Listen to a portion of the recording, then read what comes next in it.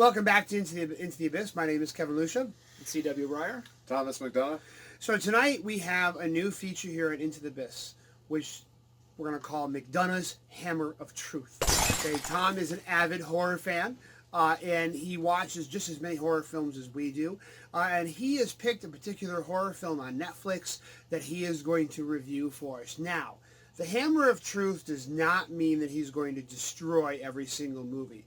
But, as all of Mr. McDonough's students know, Mr. McDonough does not mince words. Nope. So the Hammer of Truth may or may not come crashing down on this month's movie. So, Mr. McDonough, what movie is the Hammer of Truth going to look at today? The movie I watched was Friend Request, the 2016 tech horror movie, I guess we can put out there. Now, before I even bring this up, I should mention that Kevin was right, that I did watch a lot of horror movies back when there was still a Blockbuster, and I worked there for a month. Oh, those are such good days. Oh, yes. Man, they let you rent 5 free movies a week, so I was going through a lot of horror movies, and sometimes I feel a little jaded. You know, maybe that's why I'm a little bit harsher on the reviews than others. Friend Request, again, 2016 movie about a girl named Laura, played by the very good Alicia Dabney Coleman of Fear the Walking Dead. She is a social media teenager, though I don't think they portray her as that really annoying type. She gets a friend request from a classmate named Marina, who definitely is very lonely. She has no friends on her Facebook, very dark videos, things like that. Well, Laura is nice. She accepts the friend request, and it turns out Marina is a stage 10 clinger, if there's anything higher than that. Assuming she and Laura are best friends, and she's upset Laura didn't invite her out.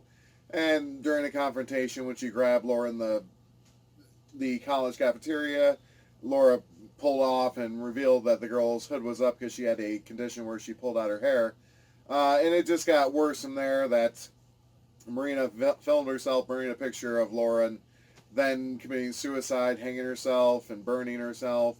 And then, terror ensues concerning Laura's friends being killed off by the vengeful spirit Marina, until Laura herself is left alone, because that's what Marina wanted, was for Laura to feel alone.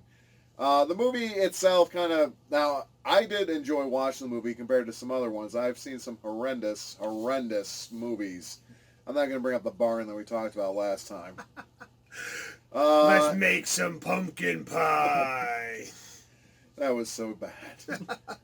But watching Friend Requests, I kind of felt like they were trying to cram in a lot more than they needed to. That they did the backstory, and any history teacher loves the backstory of something. So there's a ghost story. I want to know what happened that caused in the first place. That they start off with that Marina was from a private school where she was bullied. Though in the video, I think she was sexually assaulted by 2 students who were later killed by black wasps. But then also her mother was a member of a cult, and their compound burned down. The mother was horribly burned, but Marina was still born, so it was kind of like a devil-worshipping cult. A girl bullied until she finds solace in staring at the black screen of a computer.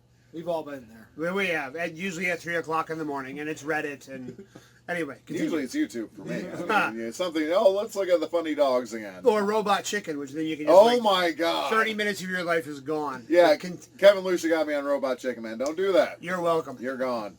Anyways, I like that. I tried to look up myself. It turns out it's an actual process from the ancient period of the Black Mirror situation, because that's what the whole thing was. That witches used Black Mirrors to gain revenge on people. It was, I'm sorry about the pronunciation, scrying, which really is, it's actually comes from the old crystal ball sort of thing. You're looking to a reflective surface. And the movie itself was good in terms it had some jump scares that I think actually did work.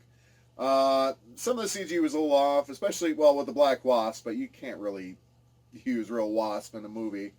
They hit a few things that really make people squirm, like one in particular, people have a fear of small holes. Have you ever heard of it? Trypophobia? I had never heard of it. I had never heard of it until the season... American Horror Story? Yeah, the really awful one, American Horror Story. Election. Yeah. Election. Yeah, I won't get. I would go on a 20-minute tangent, but that was in that movie. Oh, yeah. Well, I mean, the whole thing was just people think there's like bugs or something in there. That is, I kind of liked the movie itself. I just felt that, in the end, if we're going to be truthful about this sort of thing, I think sometimes studios get involved in what the director's doing and they screw it up. They kind of were focusing on hitting the millennial target demographic. So, let's make it more about the computers and less about character development or things like that. And that's just ridiculous. I hear horror stories all the time of studios getting involved in choppy minutes and all that sort of thing. And, I mean, Harvey Weinstein was the worst, as I understand, when it came to bad for a screwing few movies. reasons. Well, yeah, Okay. yeah. That wasn't the That's not biggest the worst reason thing he did. Yeah, that was just one of the more minor things. I think it's a good movie. People say, it's a popcorn movie, okay? You shouldn't take it too seriously, but there's no happy ending with this one. And I think that's what some movies are starting to do. They understand that it's a horror movie. There's not always going to be a happy ending.